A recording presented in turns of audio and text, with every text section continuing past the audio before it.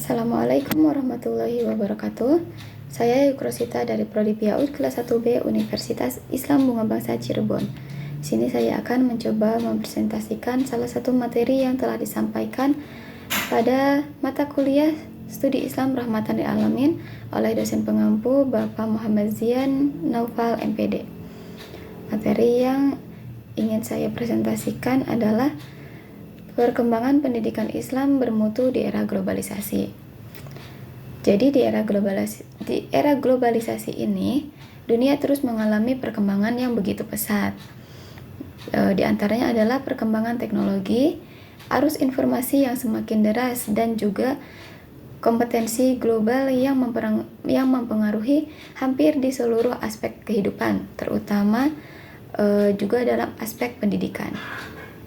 Pendidikan Islam sebagai salah satu pilar utama dalam membangun generasi yang beriman dan bertakwa juga dituntut untuk berpartisipasi atau beradaptasi tanpa menghilangkan esensi nilai-nilai keislaman. Dan juga banyak tantangan pendidikan Islam di era globalisasi. Pendidikan Islam menghadapi banyak tantangan utama di era globalisasi, seperti yang pertama adalah persaingan global, di mana dalam persaingan ini menuntut untuk lulusannya memiliki kompetensi abad ke-21 seperti kemampuan berpikir kreatif, kritis, dan komunikasi lintas budaya. Kedua, yaitu kemajuan teknologi menuntut lembaga untuk bertransformasi ke arah pembelajaran berbasis digital. Yang ketiga, globalisasi juga sering kali membawa pengaruh budaya yang dapat mengikis nilai-nilai keislaman jika tidak disikapi dengan bijak. Lalu ada beberapa strategi yang dapat dilakukan untuk menghadapi tantangan globalisasi. Untuk menjawab tantangan tersebut, pendidikan Islam harus dirancang dengan pendekatan yang secara menyeluruh dan relevan. Berikut ada beberapa strategi utama yang dapat dilakukan. Yang pertama, ada integrasi nilai Islam dengan kompetensi global. Pendidikan Islam harus memadukan pengajaran nilai-nilai keislaman dengan pengembangan keterampilan yang relevan di era globalisasi ini. Kurikulum juga dapat mencakup kajian yang mendalam tentang Al-Quran dan juga hadis, penguasaan teknologi, serta pendidikan bahasa asing seperti pengembangan bahasa Inggris dan bahasa Arab di setiap pendidikan untuk mengembangkan potensi generasi muda. Lalu selanjutnya ada manfaat teknologi digital. Teknologi digital ini menjadi alat yang penting untuk meningkatkan kualitas pembelajaran dan juga menjadi manfaat yang dapat dilakukan oleh pendidikan yang ada untuk memanfaatkan aplikasi pembelajaran daring yang berbasis Islam seperti e-learning, Al-Quran, dan aplikasi tafsir. Selain itu juga, platform pembelajaran daring yang interaktif dapat membantu siswa memahami materi secara lebih fleksibel. Selanjutnya ada peningkatan kompetensi guru. Guru memang berperan sentral atau berperan penting dalam dunia pendidikan. Oleh karena itu, penting untuk memberikan pelatihan intensif bagi para pendidik agar mereka dapat mengintegrasikan teknologi dalam pembelajaran seketika mereka mengajar. Selain itu, guru juga dapat dibekali dengan strategi pembelajaran yang kreatif dan kolaboratif, sehingga siswa lebih terlibat aktif dalam proses pembelajaran. Ada juga kerjasama internasional. Di sini, pendidikan Islam harus memperluas jejaring global dengan menjalin kerjasama dengan lembaga-lembaga pendidikan Islam internasional. Kerjasama ini dapat berupa pertukaran pelajar maupun pertukaran tenaga pengajar, pengembangan kurikulum bersama, dan juga dapat berkolaborasi dalam penelitian.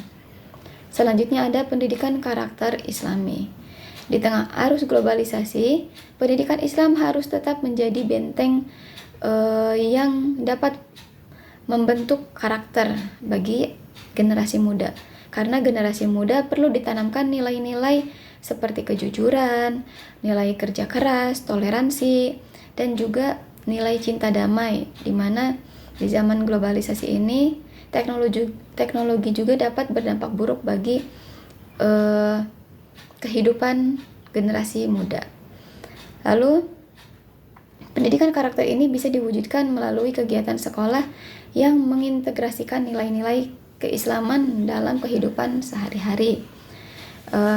Bisa juga mengembangkan seperti pondok pesantren modern, sekolah Islam terpadu, madrasah unggulan, bahkan pendidikan berbasis teknologi untuk dapat bersaing di era globalisasi seperti sekarang ini.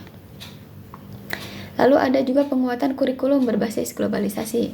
Untuk mewujudkan pendidikan Islam yang bermutu, kurikulum perlu dirancang secara inovatif. Kurikulum dapat dianggap berperan penting dalam proses pendidikan. Kurikulum dapat mencakup pengajaran kewirausahaan Islami, literasi digital, dan juga proyek kolaboratif berbasis global.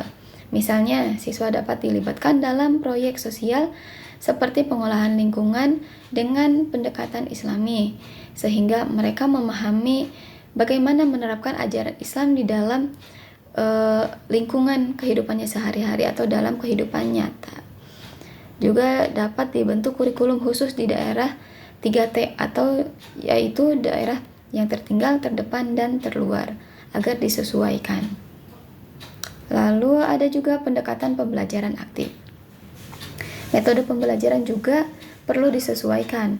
Metode seperti blended learning atau kombinasi antara pembelajaran tatap muka dan daring, dan juga project based learning atau pembelajaran berbasis proyek untuk menjadi relevan di era globalisasi seperti sekarang ini.